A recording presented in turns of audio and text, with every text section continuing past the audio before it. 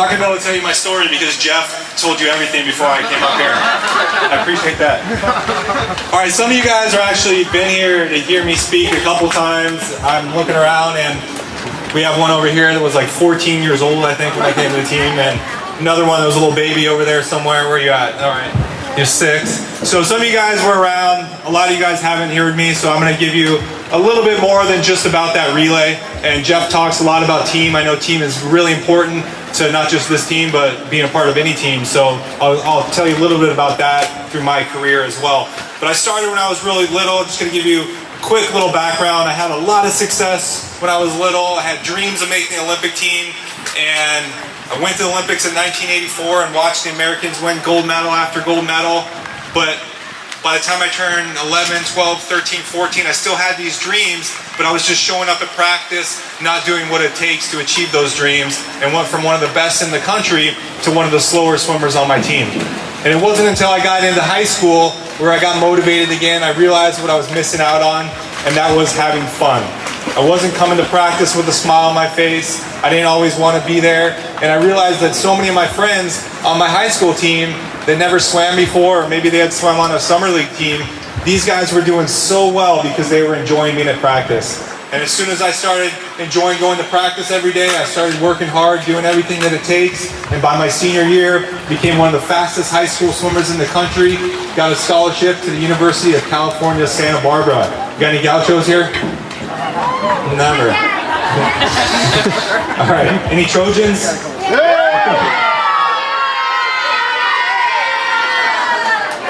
All right, whatever. So first of all, kids, I want you to say this word: scholarship. Your parents will love you if you can get one of those. It's not required for their love, but they will love you. So I went to Santa Barbara, and as Jeff told you, I had ups and downs in my career. Being a part of a college team, it's not just about you, it's about everybody. And when I was in college, sometimes I wasn't wanting to do what it takes like I did when I was little. And the coach came up to me and said, Jason, you're not just bringing yourself down, you're bringing the team down. I'm going to have to let you go from the team. And I looked at him and said, well, coach, I still want to swim. He said, well, you're not proving to me you deserve to be on this team. So I came back to him a couple weeks later and I wrote this contract and told him all the things I was going to do differently, be at all the practices, work really hard, do everything that was expected of me, and the list went on and on. And he said, this is great, I'm going to let you be a part of this team, and if you ever break anything on this contract, you're off the team forever. So I got back on the team, started doing what I was supposed to do, and what do you think happened? Thumbs up, yes. I went from a good college swimmer to one of the fastest college swimmers in the country that year. The biggest college meet, we have the NC2A championships. I made it to the finals in both of my events. And because UC Santa Barbara is not a powerhouse in swimming, we're not known for having a great swim team, thank goodness I was friends with Jeff Julian, and the whole USC team was there behind cheering for me, which was pretty cool. So even though I didn't have my team, I had another team there, and that inspired me, that helped me do well, and became really successful those next 2 years in college. And then 1998, as Jeff said, winning my first national title, I thought, even though I'm done with swimming in college, this is when people would retire, it was over. But I thought, there's no way I'm going to give up on my dreams right now, I'm going to keep going. And then as I made my first Olympic Games in Sydney, Australia, I get a chance to represent my country in the event that I grew up watching, the event that I grew up wanting to be a part of, the 4x100 freestyle relay. We had never lost this race in Olympic history, and we're the favorites, and I'm going into this race thinking I'm going to win that gold medal that I dreamed about. And we went out there, first one of the guys said we were going to smash the Australians like guitars. I don't know if they needed that motivation because the whole country was behind them. But we went out there and we gave it everything I had. Unfortunately, the Australians were just this much better. They wound up out-touching us, winning the gold medal. And to make matters worse, I looked next to me and the 4 Australians were going like this, playing the air guitar. At that moment, I didn't feel like we had just won the silver medal. I thought, we lost. We blew it for USA, we let our country down. Well, the coach came up to me afterwards and said, Jason, you're going to get another chance. I'm going to use you to swim on the preliminaries of the medley relay. A lot of you guys here don't know at the Olympic Games, there is what you guys would be considered the B relay. Who's been on a B relay before? The B relay is awesome, but isn't the A relay better? Everyone strives to be on the A relay, but at the Olympic Games, I was so excited they wanted to use me to swim in the preliminaries, which we go out there, we qualify the team for the finals, so those guys could be fresh and rested and swim really fast in the finals. And those of us who go out there and help them qualify also achieve that same medal to be on that team. Well, we went out and did well. Those guys went and won the gold medal, and I'm in the stands cheering, excited, thinking I just won a gold medal. But I had to watch those 4 guys on that podium get those gold medals around their neck, and that's not how I dreamed of winning my first gold medal. The team manager walked up to me a few days later, hands it to me and says, "Good job," and walks away. I thought, you know what? I'm gonna keep swimming. I know I can do better, and I wanna be on that podium. So over the next few years, I continued to get better, became the fastest in the world, broke the American record, and things are going really well.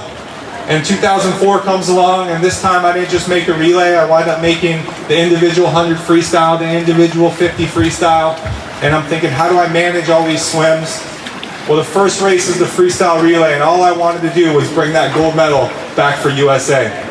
As I went out there and I swam my heart out, unfortunately, the team did not have a great combined effort, and we wound up winning the bronze medal almost 2 seconds behind the leaders.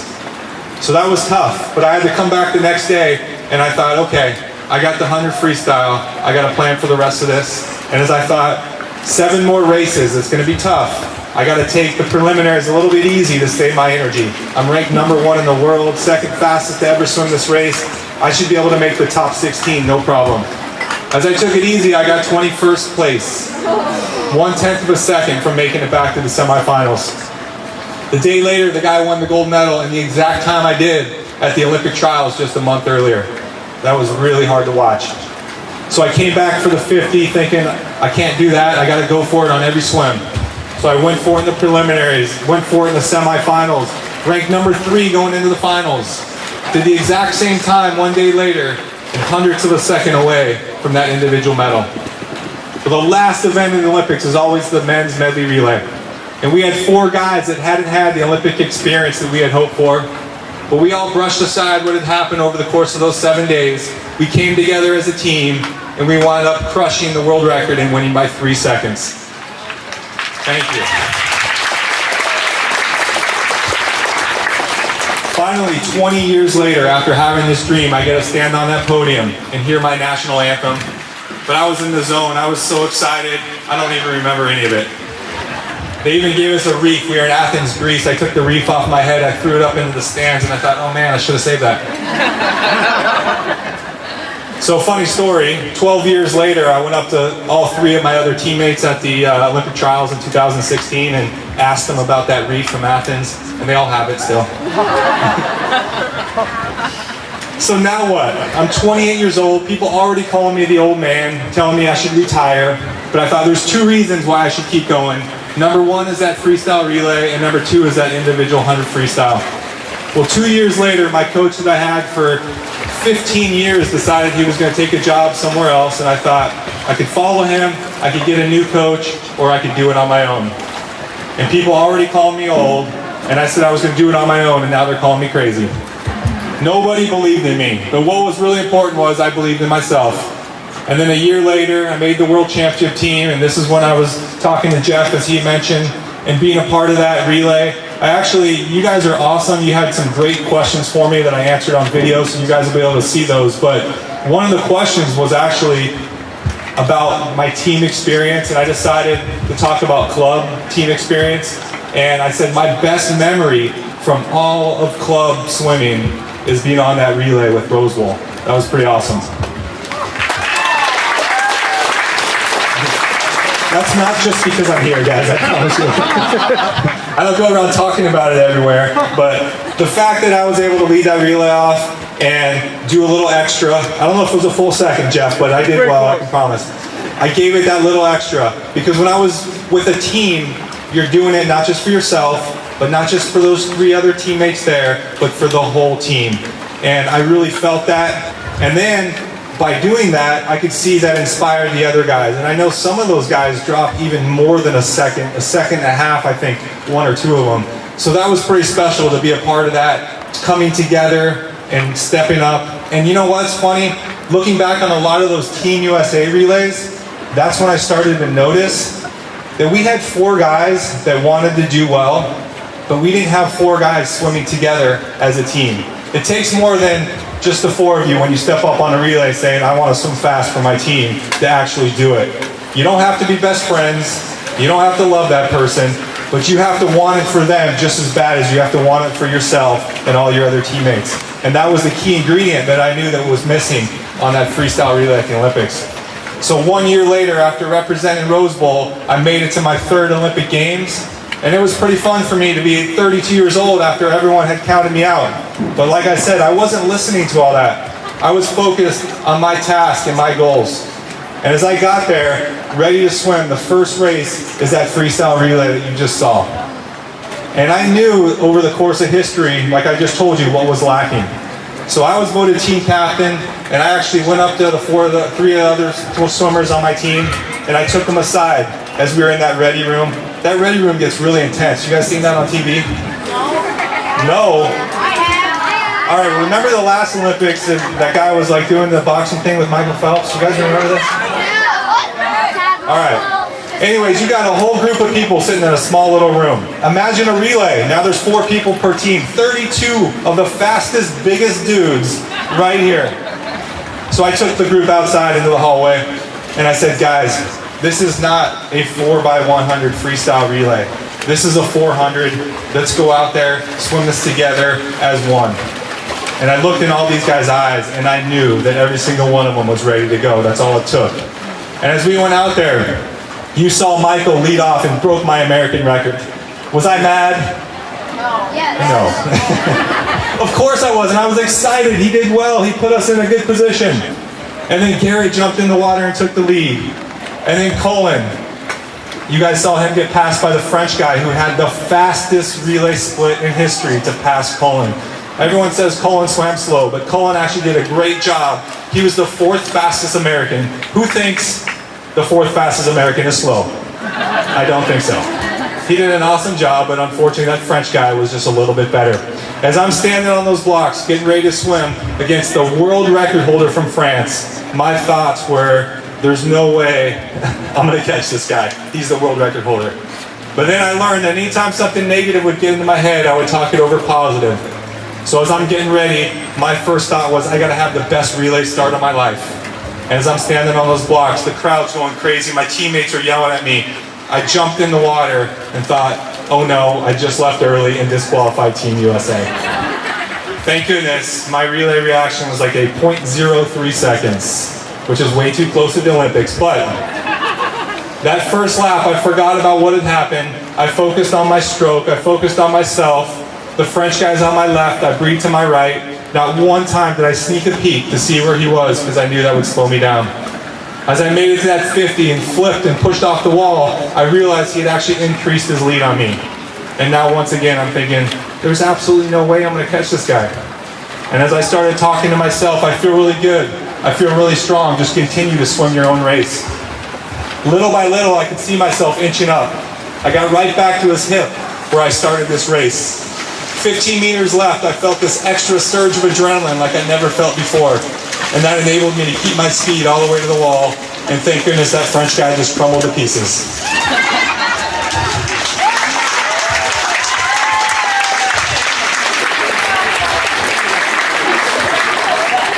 Pretty incredible feeling, not just to win a gold medal, but to do it with my teammates, to do it for my country, to bring that gold medal back to the USA where it had belonged, where we dominated through the course of history.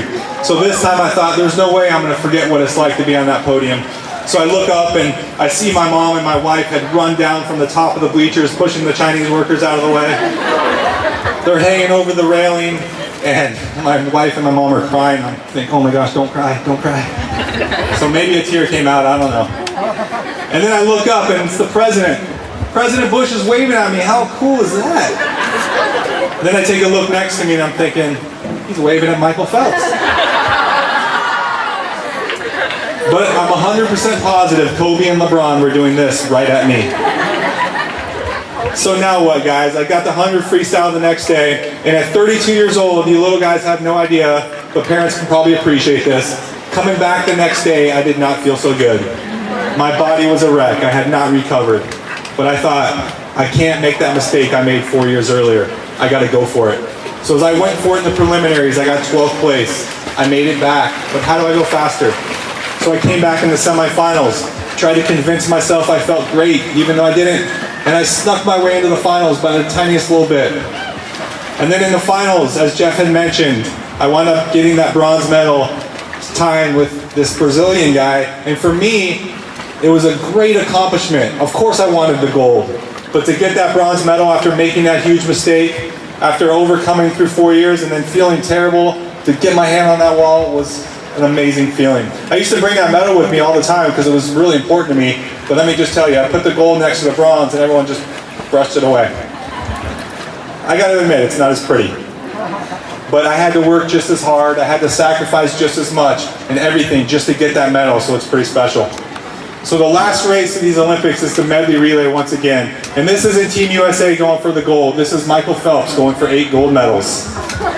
And we weren't supposed to be there to help him, we were the ones that were gonna blow it for him. No pressure. As I'm getting ready to swim, I'm not thinking about what anyone else is saying, I'm thinking about my teammates and what we're out there to do. And Michael comes in doing the butterfly. He gives me a small lead over the new current world record holder from Australia. And I thought, 7 days ago I ran down a world record holder. Now there's a world record holder coming to run me down. Of course I took those thoughts out of my head. Never once did I worry about where he was and what he was doing. I focused on myself, exactly how I trained, exactly how I planned to swim that race, down and back, held him off. We won the gold medal. Pretty incredible, go down in history with Michael, gold medal number 8. You guys will probably never see somebody win 8 gold medals again in the Olympics, and I was a part of 2 of those races, and he was a part of 2 of those races with me. Although he's a better swimmer, I'm faster than he is. And if you don't understand that, you gotta go look it up. So now what, guys? I'm 32 years old, I should probably retire? No! There's no way, Rose Bowl was counting on me. I had to come back for my club. So as I continued swimming over the next 4 years, it got harder and harder to train. This old body wasn't able to do certain things, but I kept adapting, I kept making changes, and somehow I made it to the Pan Pacific Games, and the following year the World Championships, and then at 36 years old, my 4th Olympic Games. This time around, we wound up getting the silver medal. But for me, it wasn't even about the medal. It was about my journey, my experience, how hard I had to work, how much I had to overcome, how much I had to sacrifice just to make it to those Olympics, and then to be voted team captain once again. I could be there for my teammates, to lead them and guide them and share my experiences with them, especially some of those younger swimmers that had never been there. And that was a lot of fun for me to help out my team. And then I finally decided to retire. So everybody here in Pasadena just cried 6 years ago, right? Nobody cared? All right. But for the last 6 years, I've had the pleasure of traveling the world and traveling the country and doing swim clinics all over. And that's been a lot of fun for me because I get to share not just my experiences out of the water, but I also get to share my experiences in the water. I had a lot of ups and downs in my career, as Jeff mentioned earlier, and you saw a lot of those. You guys can learn from these positive and these negative experiences. I learned from my negative experiences. You guys aren't going to be perfect all the time. And one of the other things I'm doing is actually, I'm an ambassador for the USA Swimming Foundation, which is why I'm here today. You guys raise so much money at the Swimathon, and I don't even know if all of you know that part of that money goes towards the USA Swimming Foundation. Do you guys know that? No. I didn't think so. Over the last 5 years, you guys have been the best team in the whole country. Can you guys believe that? Isn't that awesome?